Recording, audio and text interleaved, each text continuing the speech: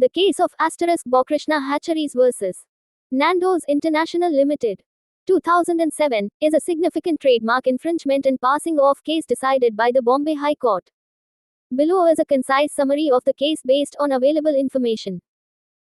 Case details citation 2007 35 PTC 295 BOM 2007 109 BOM LR 306 Court High Court of Judicature at Bombay Judges Justice S.J. Vazifdar, January 12, 2007, Justice D.K.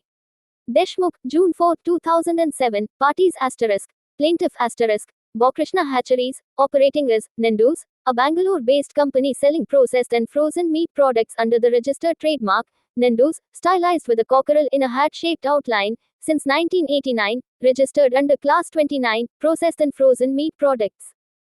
Defendants Nando's International Limited. Defendant No.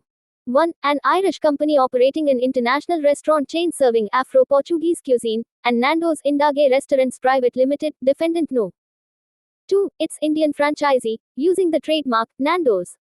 Issue whether the use of the trademark Nando's by the defendants infringed the plaintiff's registered trademark Nando's or constituted passing off. Facts. Plaintiff's business Bokrashna Hatcheries, established in 1977, sold processed and frozen meat products, e.g., frozen chicken, kebabs, biryani, under the Nando's trademark, derived from the managing partner P.S.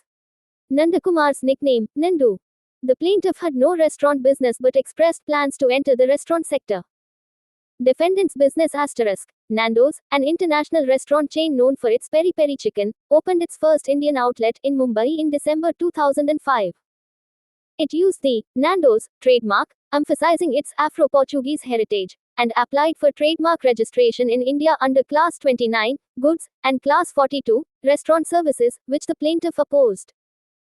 Dispute The plaintiff filed a suit in 2006 alleging that Nando's was deceptively similar to Nando's, likely to cause confusion, and sought an injunction to restrain the defendants from using the Nando's mark. The plaintiff argued trademark infringement under Sections 29(1) and 29(2)(b) of the Trademarks Act, 1999, and passing off. Defendants' awareness Nando's was aware of the plaintiff's trademark since 2001 when the registrar cited Nando's as a conflicting mark during Nando's trademark registration application. Nando's also filed a rectification application to expunge Nando's from the trademark register. Key issues 1. Similarity of marks whether Nando's and Nando's were deceptively similar. 2. Similarity of goods, services whether the plaintiff's meat products, Class 29, and the defendant's restaurant services and sauces, Class 42 and Class 30, were similar or associated. 3. Infringement whether Nando's use of its mark constituted trademark infringement under Section 29 of the Trademarks Act. 4. Passing off whether Nando's use of its mark amounted to passing off by leveraging the plaintiff's goodwill. 5. Reputation and unfair advantage whether Nando's was taking unfair advantage of the plaintiff's trademark reputation. Court's findings 1. Similarity of marks the court found that Nando's and Nando's were visually and phonetically similar, with the only difference being the letters U and O. The similarity was enhanced by possible pronunciation variations in India, where Nando's could be pronounced as Nando's, resembling Nando's, Nando's. Web links. 2. Similarity of goods, services the plaintiff's business was limited to processed and frozen meat products, while the defendant operated restaurants and sold sauces. The court held that there was no similarity or association between the plaintiff's goods and the defendant's services, goods, restaurants and sauces. The plaintiff had no established business or goodwill in the restaurant or sauce market. Web links s://www. Script. Com. Document 5659044493. Bokrashna v. Nando S. The court applied tests from cases like British Sugar vs. James Robertson to determine that the goods and services were not competitive or likely to be found in the same trade channels, e.g., supermarkets vs. restaurants. Web links. 3. Infringement The court analyzed infringement under Sections 29(1) and 29(2)(b) of the Trademarks Act, which require similarity of goods, services, and likelihood of confusion. Since the plaintiff's trademark was registered for goods, class 29, and the defendant's use was for services, class 42, and dissimilar goods, sources, class 30, no infringement was established. Web links. For section 29(4), well-known marks, the plaintiff failed to show that Nando's use took unfair advantage of or was detrimental to the distinctive character or repute of Nando's. The court found it incredible that Nando's, with its global reputation, would seek to exploit the plaintiff's local reputation in processed meat. Web links. Bokrishna Hatcheries v. Nando's International. 4. Passing off asterisk. The court held that passing off requires goodwill in the relevant business. Since the plaintiff had no goodwill in the restaurant or sauce business, there was no basis for a passing off claim. The court cited Star Industrial Company Limited v. Yapniko, 1976, noting that goodwill cannot exist independently of a business. Web links. 20. Reputation and unfair advantage asterisk. Nando's was recognized as an internationally established brand with a reputation in over 100 countries, while the plaintiff's reputation was limited to processed meat products in India. The court held that Nando's did not need to exploit the plaintiff's mark to further its business. Web links. India. Web links. 7. 6.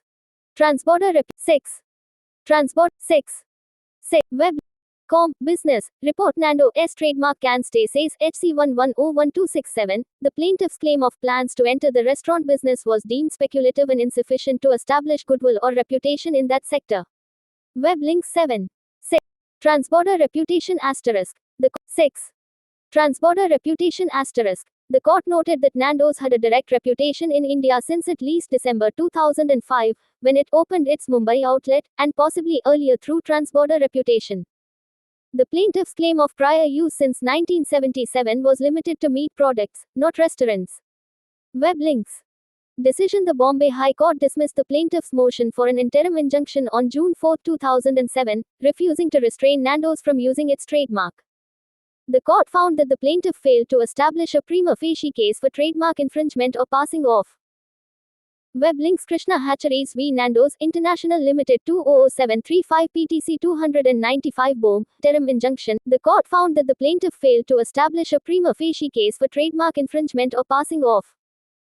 Web links. Krishna Hatcheries v. Nando's International Limited 200735 PTC 295 BOM. The court also declined to extend an ad interim injunction, noting that Nando's had already opened a restaurant in Mumbai and was not using the Nando's name for a second outlet pending the case. The defendants agreed not to claim equity based on using the name for additional restaurants during the appeal process. Web links. S versus Nando's International Limited and another, the 4th of June 2007. Key legal principles. Likelihood of confusion asterisk. Similarity of marks alone is insufficient for infringement. There must also be similarity of goods, services, and a likelihood of confusion. Web links. Well-known marks asterisk. Protection under section 29(4) requires evidence of unfair advantage or detriment to the mark's distinctive character or repute, which the plaintiff could not demonstrate. Web links. Passing off asterisk. Requires established goodwill in the relevant business, which the plaintiff lacked in the restaurant sector. Web links. Transborder reputation asterisk. Global brands may have a reputation in India even before local operations, impacting infringement and passing off claims. Web links. Significance. The case clarified the application of trademark law in India, particularly the distinction between goods and services in infringement claims and the importance of goodwill in passing off. It emphasized that a well-known international brand is unlikely to exploit a local mark's reputation without clear evidence. The ruling balanced the rights of global brands with local trademark holders, highlighting the need for substantial proof of consumer confusion or market overlap.